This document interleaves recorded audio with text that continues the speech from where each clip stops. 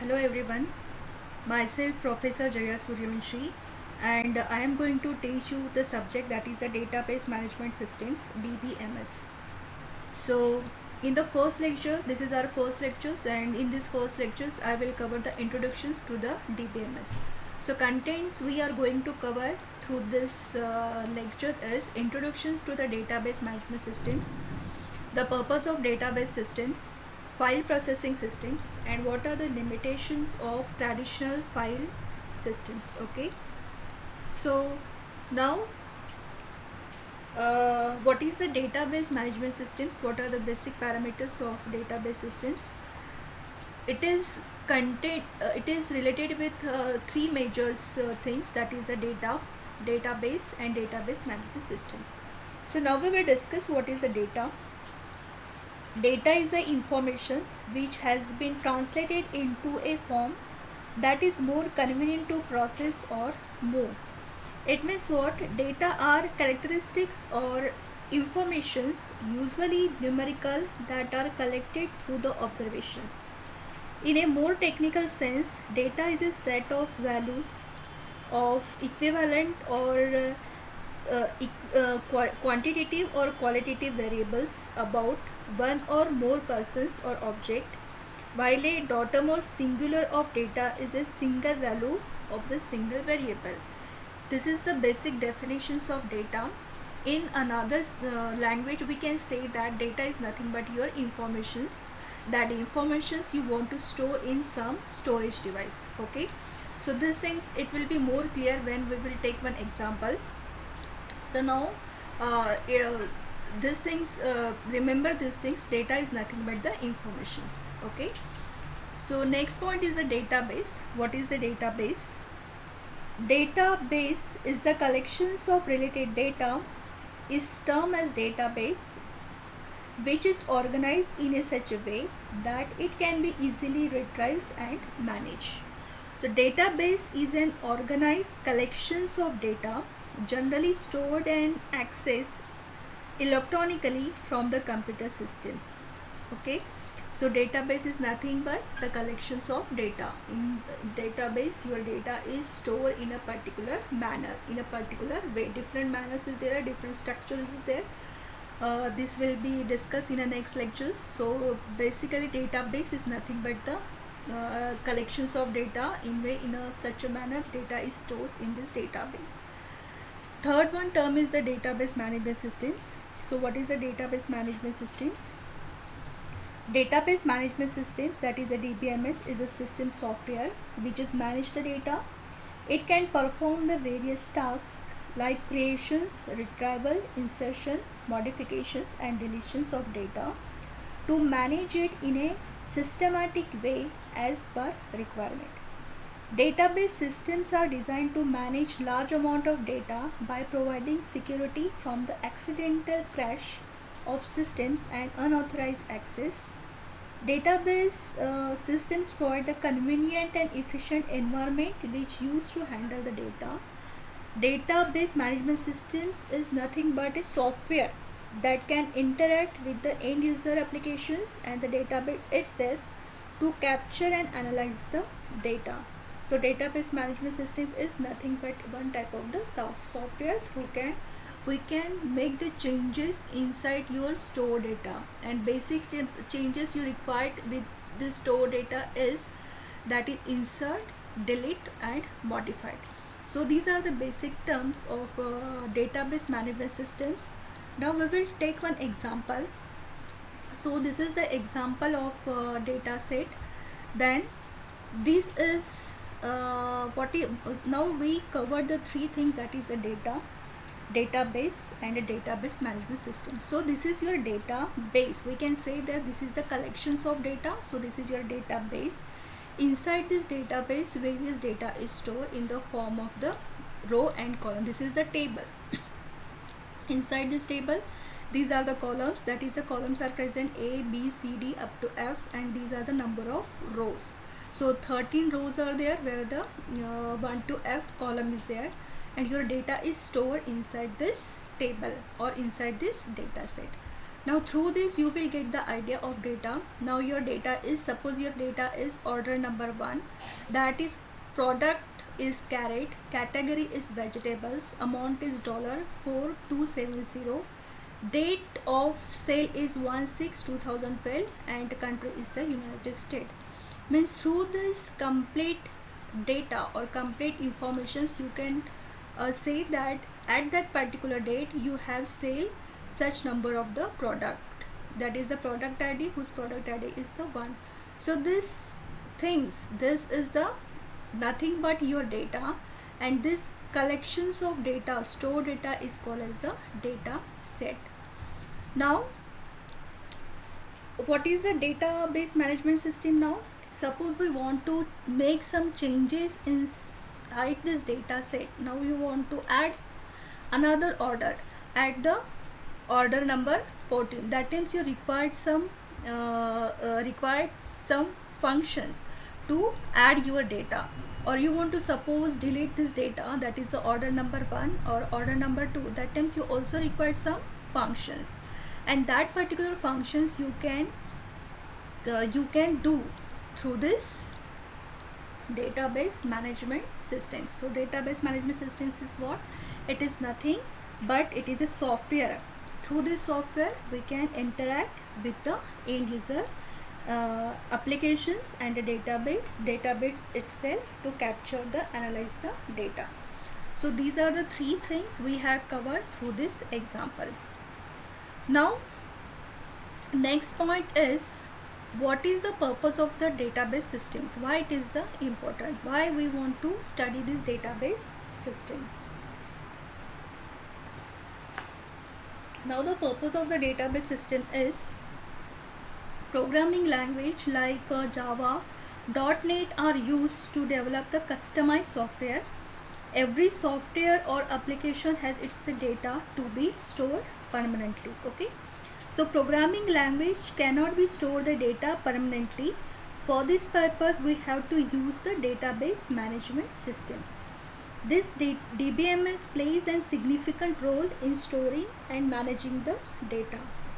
In applications we store the data in DBMS, and for operations like insertions, modifications or deletion we write to code in programming language. So that is, software is usually created with the help of both the programming language and the database. When the application is executed on client side, the client or user interact with the interface of the application which is created in programming language. So database always remains backside and do not come in the front of the user. Hence the database is known as backend, while the programming language is termed as the front end. To understand the purpose or needs of database systems, we need to study how to store the data, which is called as the file processing systems. Okay, so what is the purpose of database systems? Now database system is, the database is always present in a backend, and we will develop some software. Through this software we can access this data, we can manage this data, we can perform the different operations on this data, and the main operations of this data is major operation is insertion, deletions and modifications. So to clearly understand the things, what is the database systems, what is the purpose of these database systems, we have to study first the file processing systems. So now our next point is, what is the file processing system? Okay, so file processing system is nothing but storing mechanisms. In our day-to-day life, number of times we need to store the data in a such a way that it should be easily accessible whenever required. The data may be of bank transaction details, daily expenses, employees details, product details, etc. Before computers, such data was stored with the help of the paper. So before we data processing systems, before the inventions of your computer systems, your data is stored in the form of the paper or in the form of the hard copy, or it is also called as the file. After inventions of computer, it becomes easy to store the data with the help of the file. In early days, database applications were built on top of the file system. Traditional file processing system is a computer-based system in which all the information is stored in a various computer files. It stores the data in a systematic way that the different departments of an organization can store their data in a set of files, which helps to manage and differentiate the data. Initially, the traditional file processing system seems to be useful, but as the requirement of data processing and the size of data increases, the drawbacks of the systems came into the picture. So now your file is, this is one examples of file processing systems. This is, all of you are aware with this file processing system. This is a simple folder systems. Inside this folder system, suppose our main folder is school. Under the schools, different classes are there. So different classes are there: class number 5, class number 6, class number 7, and so on. Okay, under this again the staff folder is also there, again the timetable folder is also there. So we want to store the data of school. That times that type of the data you can store in a hierarchical manner. Okay, so suppose we open this class number 5. Inside this class number 5, again two sections are there. Suppose there is a two sections under this class 5. So this is your section A and this is the section B. Okay, so through this section A, through this may be any word files, or it may be the notepad file. Under this you will get sorry, all the informations of section A as well as all the informations of section B. Same way, suppose you want to open the informations of timetable. So under this timetable, again all the class timetables are present. Timetables of class 5th, timetables of class 6, 7th and 8. So this is simple file processing systems inside your computer systems, that type of the folder which having the informations of your school or any schools is maybe the present. So that particular folder may be present in any drives, in drive A, in drive C, in drive D, in drive E.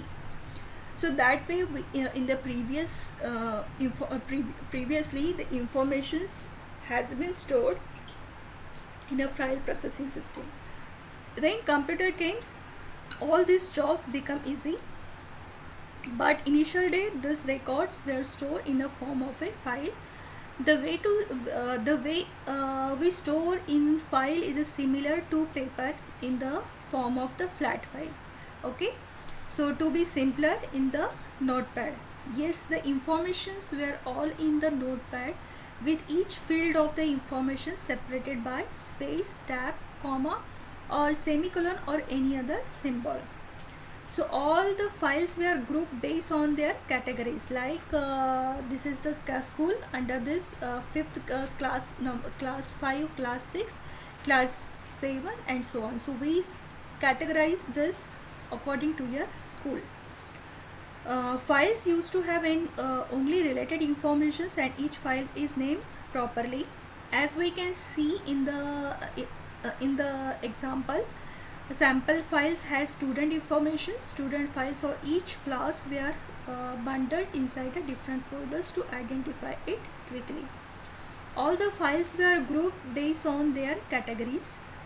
Files used to have only related informations, and each file is named properly.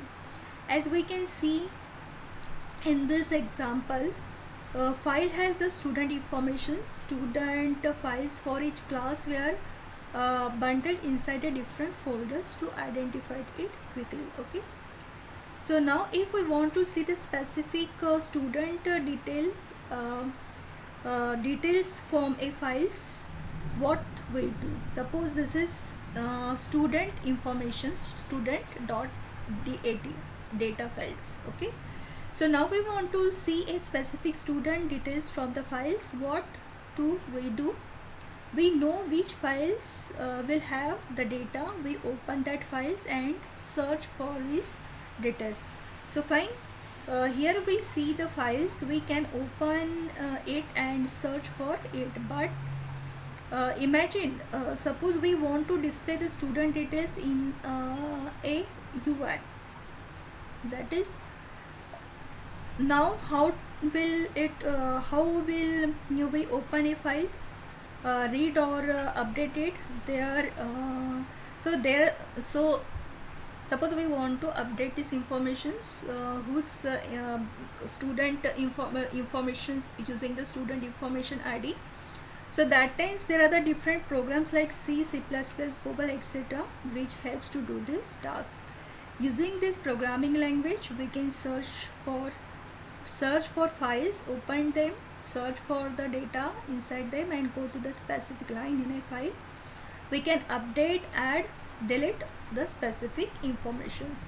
So through these examples, it will clear how the data has been stored in a previous era in a file processing systems.